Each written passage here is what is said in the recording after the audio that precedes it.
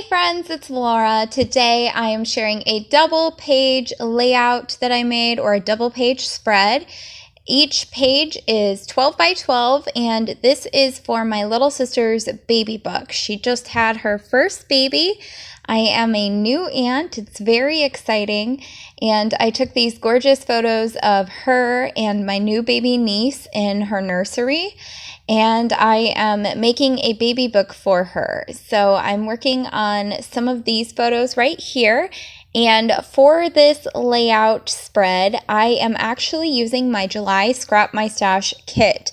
So if you have not checked out that challenge, go check it out. See all the stuff that I worked with in July. And I will also be sharing in a few days the stuff that I used up completely and what was left over from that July kit. I'm very excited. I used up a ton of stuff. So one of my 12 by 12 patterned papers that I pulled for my July kit was this really pretty patterned black and white, but it was way too obnoxious for me to use as a background. So what I did was cut the strips up into about 12 inches long by a ½ inch wide, and I used that to frame out the border of each of my pages there. And I think it looks really nice. It looks really simple. It brings the pages together so you can tell for sure that it is meant to be a double page spread, and makes everything look cohesive and pretty without that pattern being too distracting or in your face, especially since it's kind of like a maze pattern, an optical illusion one, where if you had the whole thing in front of you at once, it kind of looks like it's moving around. And I want my photos to really be a center of attention here, and I want the pattern paper just to frame them out and to bring your eye in towards the center of the layout. So I think using that 12 by 12 pattern paper this way really helped me accomplish that, and I hope it encourages you to get out some of the busier patterns that you might have in your stash if you're like me and you gravitate towards simple colors and simple patterns. I hope this encourages you to go grab those papers out and try something like this to help use them up. And to use up a lot of the white cardstock that I had in that kit, because I had tons of little white scraps of paper, I cut a ton of clouds out and I just freehanded them. They didn't all turn out good, but any ones that didn't look awesome, I just kind of layered them halfway behind a cloud that did look good. And I like how it looks. I think that's pretty cool.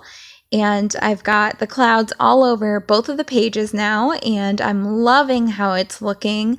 I think it's very appropriate for the baby layout to have that very sweet, sleeping, I don't know, angelic, I guess, kind of look. So the clouds fit in great. I don't know why I think of clouds when I see sleeping babies. It must be like a Cupid angelic thing. Who knows? But anyway, so I am now using some more scraps from that kit to frame out some of these photos here, and there isn't really a rhyme or reason to it.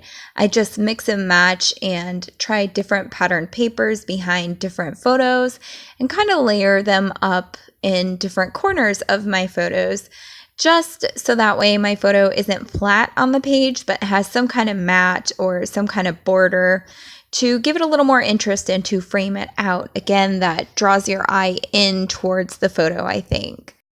And I'm rearranging my clouds here, and I'm so excited for this layout because I used so much stuff. You can see I have this Jolie's Boutique Studio thing, these really pretty puffy cotton clouds.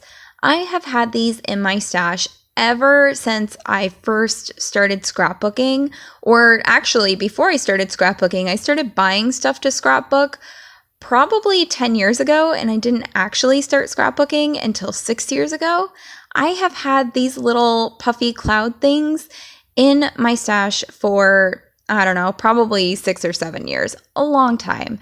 And I paid like $3 or $4 for them, and it only comes with 2 clouds in the whole pack, or 3 clouds.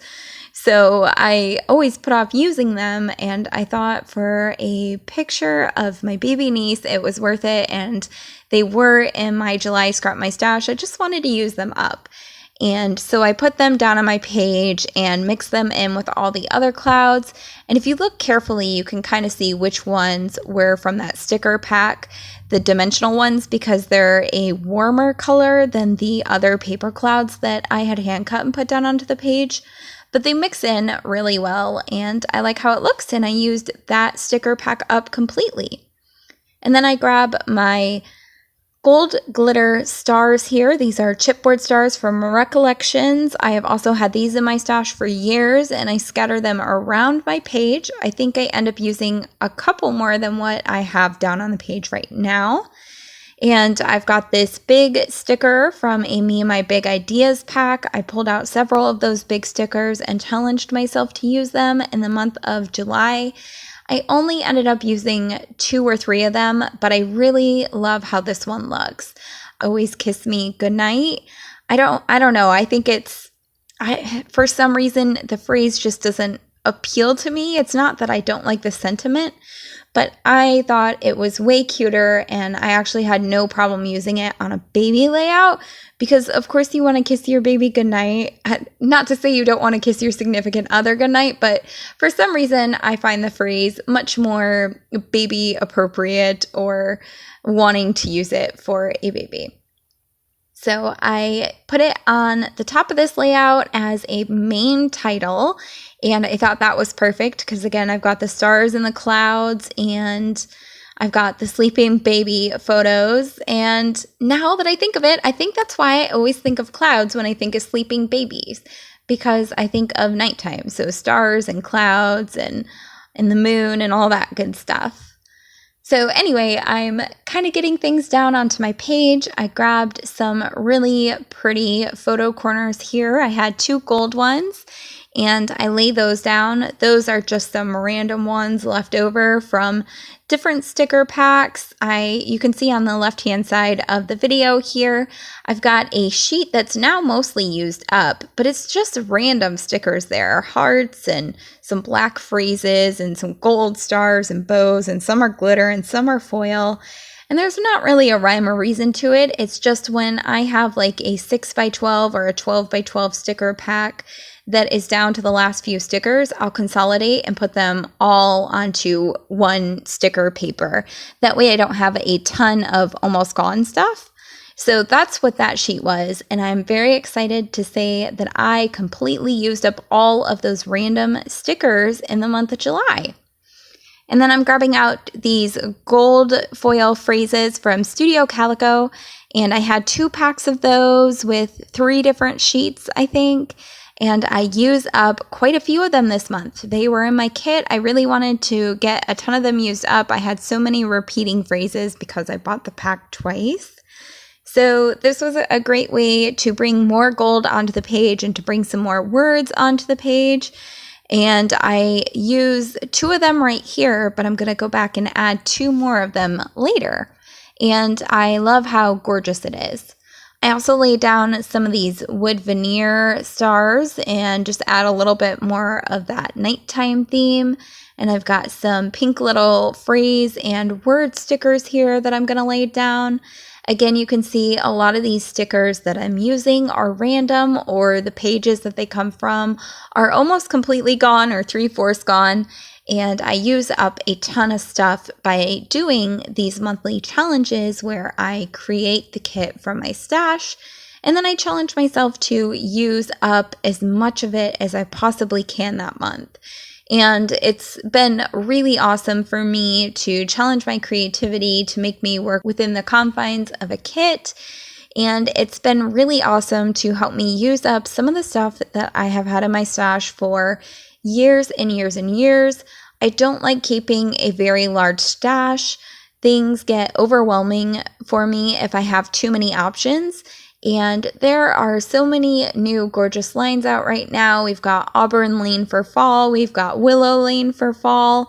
And I know when the Christmas stuff comes out, I'm going to want a ton of that stuff. And I don't want to buy any of it yet because I still have all of this stuff in my stash that's years old that's gorgeous. And I know if I buy new stuff, the old stuff will never get used.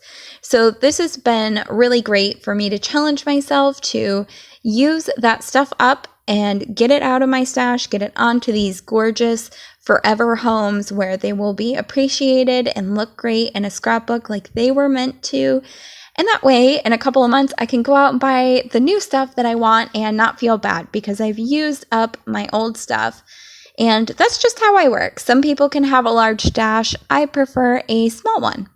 So here are some close-ups of the double page spread. I hope you love it as much as I do, and I hope that this challenge and layout has inspired you. I think these pages turned out totally gorgeous, and I love them. I love all the clouds and the stars and all the gold and the white and the photos that I took of my sister and my niece. I think it all comes together super beautifully. I hope you have enjoyed this video and that you are enjoying this series. If you haven't checked it out yet, make sure to check it out. I will link down my July Scrap My Stash kit video down below.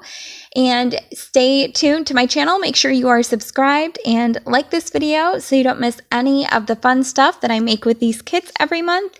And soon I will also be sharing how I make the kit from my stash. So I hope you're excited for that, and I will catch you in the next video. Bye!